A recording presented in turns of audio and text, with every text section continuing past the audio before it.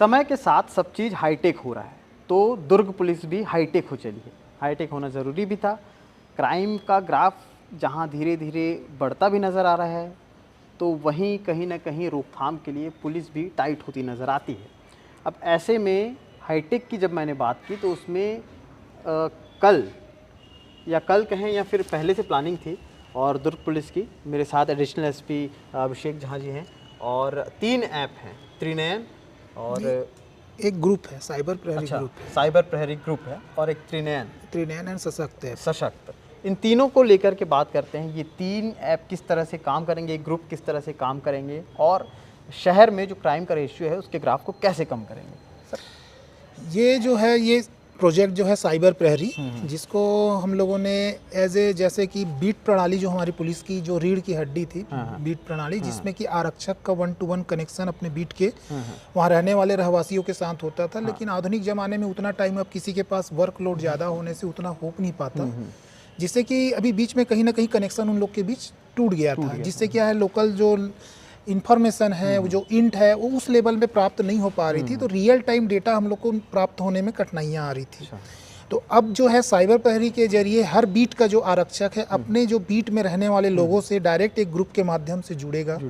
और ग्रुप के माध्यम से जुड़ने के बाद उनसे लगातार वो कांटेक्ट में रहेगा। जो भी उनको परेशानी है वो हमको डायरेक्ट पता चलेगी ग्रुप के माध्यम से, और डायरेक्ट हम लोग कुछ एक्शन कर पाएंगे। और साथ ही जो साइबर के संबंध में, जो कि अब जो एज है वो डिजिटल ये एज है, तो साइबर से संबंधित बहुत सारी जो कठिनाइयां हैं लोगों को समझ में नहीं आती, और इस कारण से वो ट्रैप में फंसते हैं और उनके साथ ठगी हो जाती है।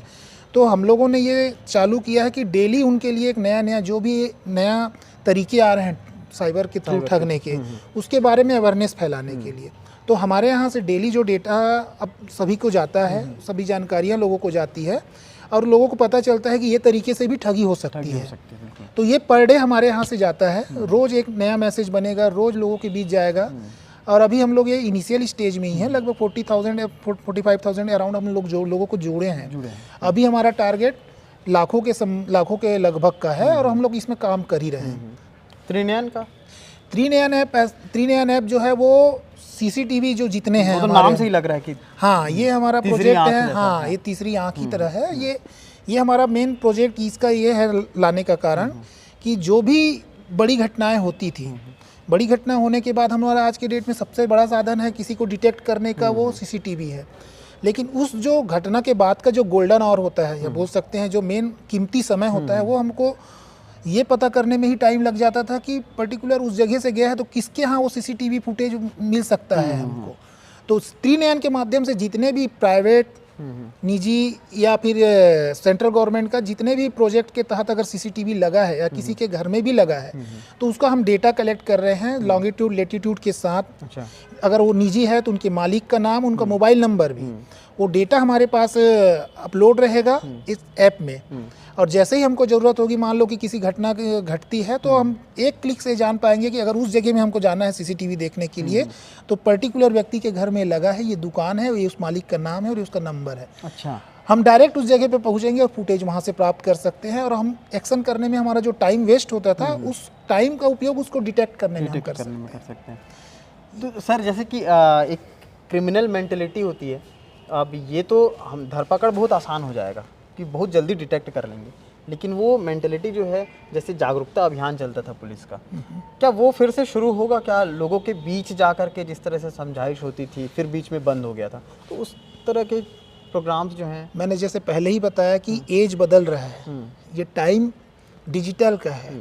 आप मैक्सिमम पर्सन 1-to-1 कांटेक्ट में भी रहेंगे तो आप देखेंगे कि ज़्यादातर वो मोबाइल ही देखते हैं, ना कि बात करते हैं।